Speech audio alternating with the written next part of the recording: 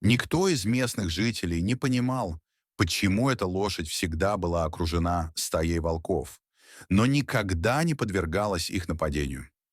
Лишь когда один из местных жителей познакомился поближе с этой странной группой животных, ему удалось выяснить, что там происходит. Но объяснение оказалось более тревожным, чем он мог себе представить. Сначала они подумали, что им нужно спасти лошадь от волков. Но, возможно, на самом деле все было наоборот. Охотник по имени Кевин потратил около суток на поиски, пока, наконец, не нашел лошадь, окруженную волками. Он слышал много историй об этом от местных жителей и теперь оказался достаточно близко к животному, чтобы сделать выстрел. Это был бы отличный охотничий трофей. Кевин еще не успел нажать на спусковой крючок, когда заметил, что с лошадью происходит что-то странное.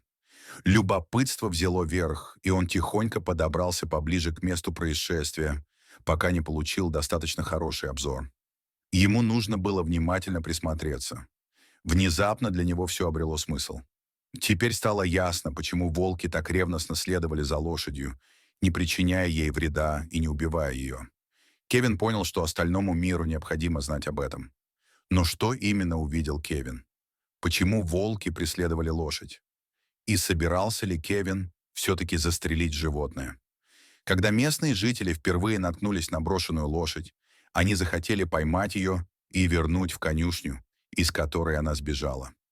Ей было очень опасно бродить в одиночестве по этому холодному лесу. Но вскоре они узнали, что лошадь была совсем не одна. Когда местные жители подошли поближе, они обнаружили, что она окружена волками. И как только эти волки заметили, что рядом есть люди, которые поднимаются на гору по одному, они сразу же подошли к ним. Они рычали и показывали свои зубы во всеуслышание. Местные жители решили, что, хотя они и хотели спасти эту лошадь, ради этого не стоило рисковать собственными жизнями. Они поспешили обратно в безопасную деревню так быстро, как могли, полагая, что волки собираются полакомиться бедной лошадью. Но, как ни странно, ничего подобного не произошло. К облегчению местных жителей волки не стали их преследовать. Вместо этого они просто спокойно вернулись к лошади, но не напали на нее. Они окружили животное, как будто пытались защитить его.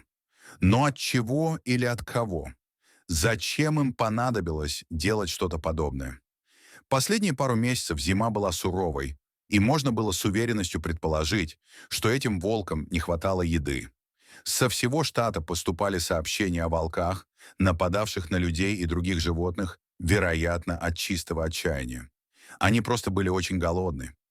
Один из местных жителей, шокированный и сбитый с толку увиденной сценой, предложил теорию, которая показалась ему правдоподобной. Возможно, волки недавно совершили крупную добычу и все еще были сыты. Было бы разумно оставить эту лошадь в живых и потреблять бедное животное только в более трудные времена. Вскоре после этого он увидел, как лошадь медленно побрела обратно в лес, а волки последовали за ней. Как эта лошадь оставалась такой спокойной все это время, оставалось для всех большой загадкой.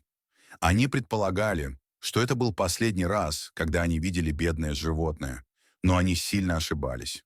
После этой встречи местные жители переглянулись и обсудили, что делать. Было ли с моральной точки зрения справедливо вмешиваться в это уникальное природное явление и пытаться спасти жизнь лошади? Они не могли прийти к единому мнению. Однако все они подумали, что им следует поспрашивать в округе и узнать, не пропал ли у кого-нибудь в деревне черно-белый конь. Владелец лошади заслуживает того, чтобы знать, что с ней случилось. К их удивлению, ни у кого в деревне, похоже, не пропала лошадь. Однако, пытаясь найти хозяйку лошади, местные жители встретили женщину, которая, казалось, очень хорошо знала, о какой лошади идет речь. Было ясно, что она уже видела эту черно-белую лошадь уникальной расцветки раньше. Женщина начала рассказывать им о том, что произошло недели ранее. Она прогуливалась по опушке леса на вершине холма, когда увидела ту же лошадь, окруженную стаей волков. Она была не единственной, кто заметил это, и это доказывало, что такое странное поведение животных наблюдается уже некоторое время. Оказалось, что многие жители деревни уже некоторое время говорили об этом явлении. Они были совершенно уверены, что волчья стая не собиралась есть лошадь. Трое местных жителей были настолько заинтригованы этим, что решили попытаться снова обнаружить стаю на следующий день. И действительно, они снова увидели то же самое, когда оказались неподалеку от деревни. Все трое подтвердили, что волки действительно не проявляли интереса к поеданию длинноногого животного. Они заметили лошадь в поле, а волки следовали за ней примерно в 3 метрах позади. Это зрелище по-настоящему озадачило трио, и на этот раз они решили сами собрать доказательства. Трио решило сделать снимки, чтобы поделиться этой историей с остальным миром. Держась на безопасном расстоянии от лошади и волков, они сделали несколько впечатляющих фотографий животных. Нужно было, чтобы как можно больше людей увидели это необычное поведение. Пару часов спустя, после того, как животные снова исчезли, троица опубликовала подборку сделанных ими фотографий в социальных сетях. Через несколько минут снимки уже были широко распространены, и люди со всего мира заинтересовались этой историей.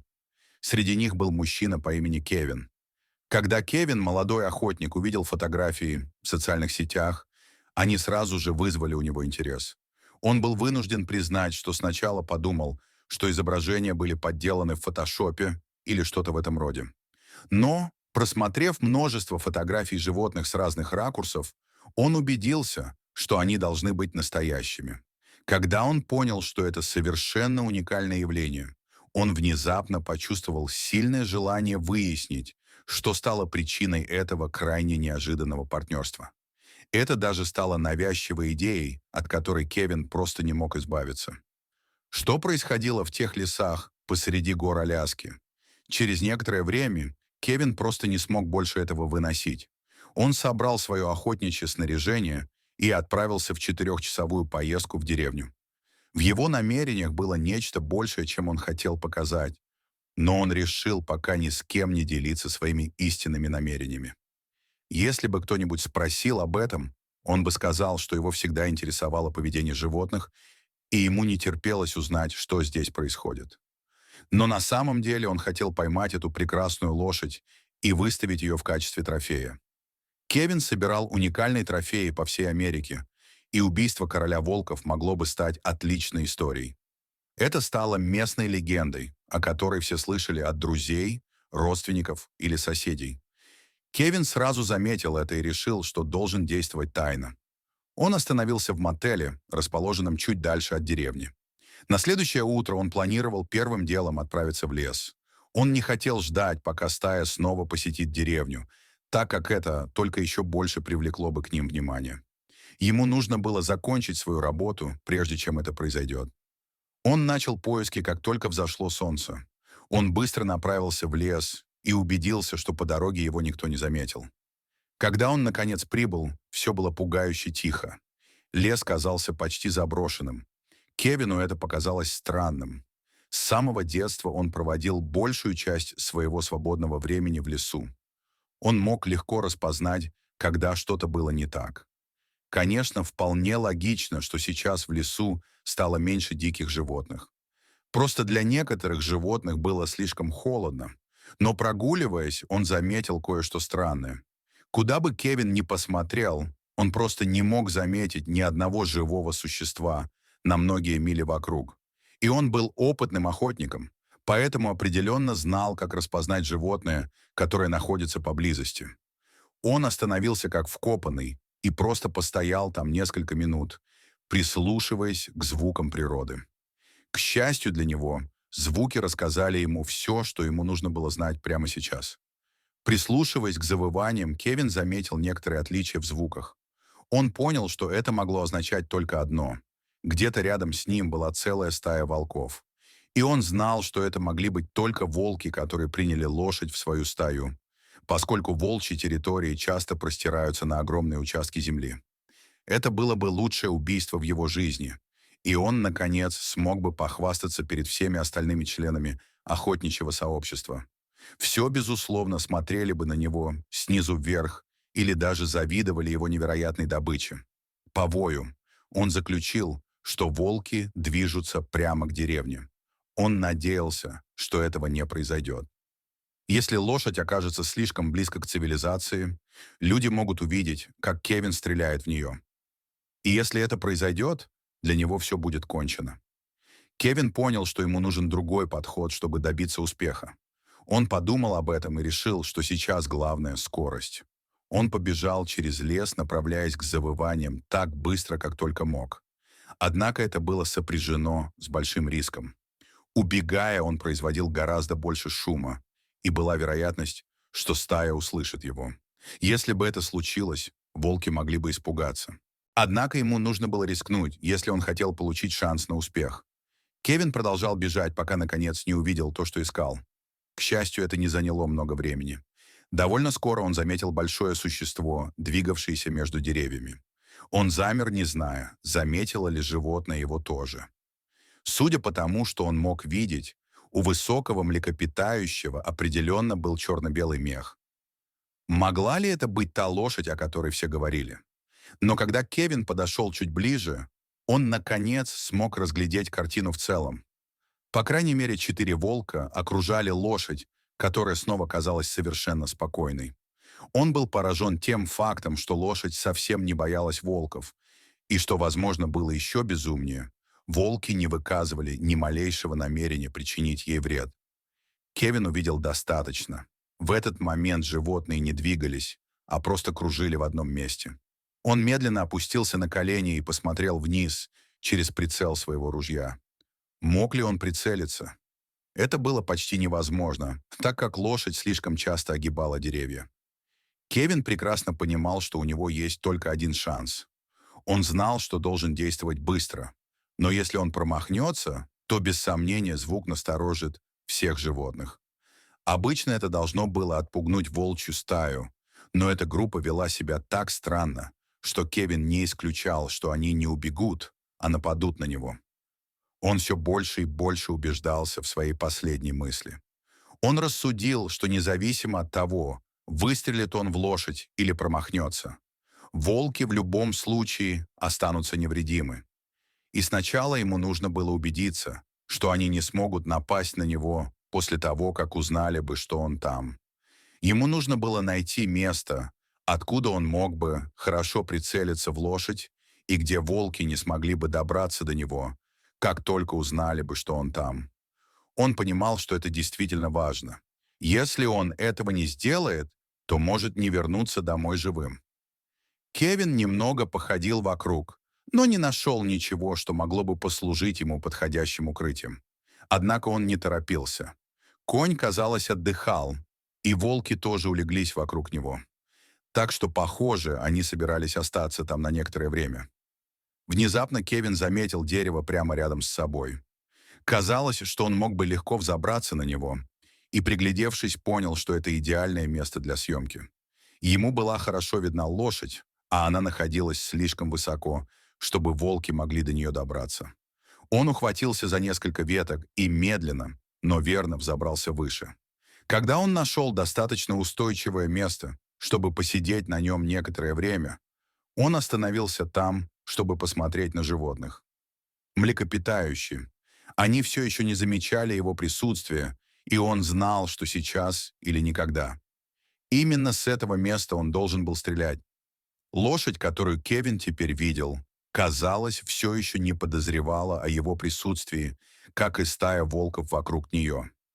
На нем была специальная одежда, которая не позволяла млекопитающим учуять его запах. И все они были явно заняты чем-то другим, но Кевин пока не мог понять, чем именно.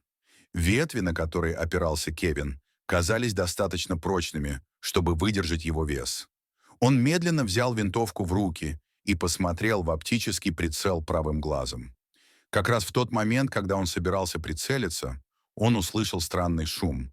Сначала он не мог понять, откуда доносится шум, но, похоже, он не прекращался. Он огляделся, но не заметил никакого движения. И это было странно, потому что шум становился только громче. Что бы это ни было, оно, казалось, приближалось все ближе и ближе. Прежде чем он смог полностью осознать, что происходит, все ветки, на которые он опирался, начали подламываться под ним, и Кевин с грохотом рухнул на землю. Он закрыл глаза, ожидая удара, и смирился с тем, что это может стать его концом. Но впервые в жизни он был по-настоящему счастлив из-за сильного холода и снегопада. Толстый белый ковер под ним смягчил большую часть его падения, и он не сильно пострадал. Он наверняка получил несколько ушибов, но сразу понял, что ничего не сломал. Но его облегчение было недолгим. Он услышал приближающийся вой волков. Не было никаких сомнений, что они слышали, как он упал, и, вероятно, тоже видели его. Когда он снова высунул голову из-под снега, он оказался почти лицом к лицу с ними. Они показывали ему зубы с явными недобрыми намерениями. Кевин напрягся и ждал нападения, но этот момент так и не наступил. Когда он открыл глаза, то увидел, что волки на самом деле отступают от него. Они освобождали место для лошади, которая теперь приближалась к нему. Кевину это показалось странным, как будто предполагаемый вожак стаи пришел, чтобы принять решение о своей судьбе. Выживет ли он или умрет? Кевин едва осмеливался пошевелиться, когда лошадь подходила к нему все ближе и ближе. Он крепко зажмурился, пока животное осторожно обнюхивало его. Вероятно, это продолжалось всего несколько секунд, но Кевину показалось, что прошла целая вечность, прежде чем он, наконец, почувствовал, что теплое дыхание лошади снова исчезло. Когда он снова открыл глаза, лошадь развернулась и медленно уходила от него. Злобное поведение волков улеглось, и они последовали за лошадью прочь от Кевина. Но, похоже, они не спешили убираться оттуда. Кевин попытался встать и сделал несколько шагов назад. Он все еще боялся, что эти дикие животные могут передумать. Но на самом деле никаких признаков этого не было. После того, как лошадь перестала его обнюхивать, они, казалось, потеряли к нему всякий интерес. Было также ясно, что они больше не видели в нем угрозы. Они даже повернулись к нему спиной, и никто из стаи не присматривал за ним. Как эти животные могут быть такими уверенными в себе? Неужели у них раньше не было неприятного опыта общения с людьми? Или это было исключительно из-за лошади? Возможно, лошадь выросла среди людей, прежде чем отправиться в лес. Возможно, она научилась доверять людям, и это могло быть причиной того, что она доверяла и ему. И, очевидно, все волки последовали его примеру. Но это только усилило любопытство Кевина по поводу связи между этими животными. Теперь он был уверен, что эти волки не просто защищали лошадь, но и что-то еще. Они последовали за лошадью и последовали ее примеру.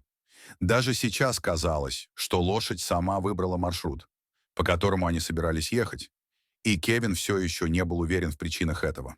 Он решил некоторое время последовать за стаей и понаблюдать за ними.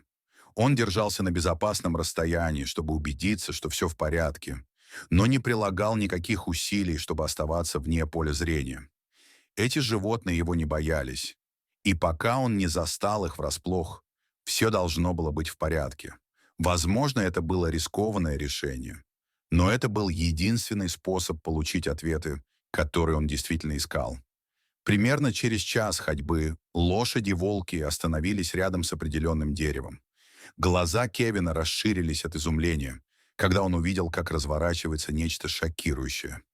Ему пришлось протереть глаза, чтобы убедиться, что ему не почудилось. Это должно быть розыгрыш, верно?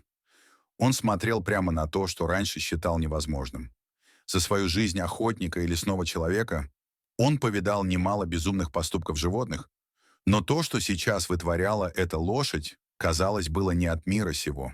Хотя это, наконец, объяснило, почему волки так долго преследовали эту лошадь, не убивая ее.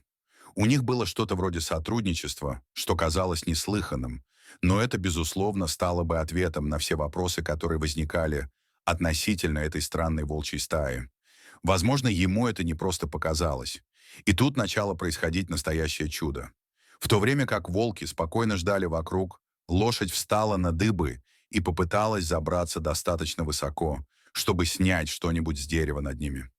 Кевин и забыл, какой высокой может быть лошадь. Волки, конечно, сами никогда бы не смогли забраться на такую высоту. Но что же такого особенного в этом дереве? Кевин поднял глаза и увидел старый охотничий капкан, в который попал дикий кабан. Бедное животное замерзло там насмерть. Очевидно, кто-то из местных жителей установил эту ловушку, но шансы на то, что этот человек вернется в это место, были невелики, учитывая сильный холод. Кевин мог только догадываться, что в здешних лесах Существуют сотни таких ловушек для кабанов. Дома в деревне и вокруг нее были расположены очень далеко, и добраться до супермаркета не всегда было легко. Вот почему многие добывали себе пропитание охотой на диких животных, и установка таких ловушек была давней традицией. Волки, вероятно, унюхали этих пойманных животных и заметили, что они могут быть хорошим источником пищи в самые холодные зимние месяцы. Кевин предположил, что стая вполне могла привести лошадь в эти места, чтобы она могла добывать для них пищу. Теперь, когда Кевин думал об этом все больше и больше, ему стало очевидно, что в обмен на помощь лошади волки оставили ее в живых. Возможно, они даже защищали лошадь как одного из своих, поскольку она стала важным членом стаи. Он не мог поверить, что стал непосредственным свидетелем этого особенного сотрудничества. Видя, как эти совершенно разные животные сосуществуют и зависят друг от друга, Кевин дважды подумал, прежде чем убивать лошадь. Он действительно больше не был уверен в том, что ему следует делать. Действительно ли ему нужен был еще один трофей, или для волков было важнее сохранить своего единственного кормильца? В глубине души Кевин понимал, что ему нужно отпустить их. Он подождал, пока лошади и волки отойдут подальше, и смотрел им вслед, пока они не скрылись из виду. Он должен был признать, что сначала был немного разочарован тем, что не привез домой трофей, на который рассчитывал, но позже понял, что получил нечто еще лучше. Он стал свидетелем совершенно особенного и прекрасного взаимодействия между животными, которые обычно не могли жить вместе. Он понял, что, вероятно, никогда больше не увидит ничего подобного. И ради спасения животных решил никому не рассказывать о том, что увидел в тот день в лесу. Таким образом, легенда о лошади и ее волчьей стае продолжала жить среди местных жителей. Кевин вернулся домой довольный, зная, что животные работают сообща, и это увеличит их шансы на выживание. Он был благодарен за то, что увидел такую красоту собственными глазами.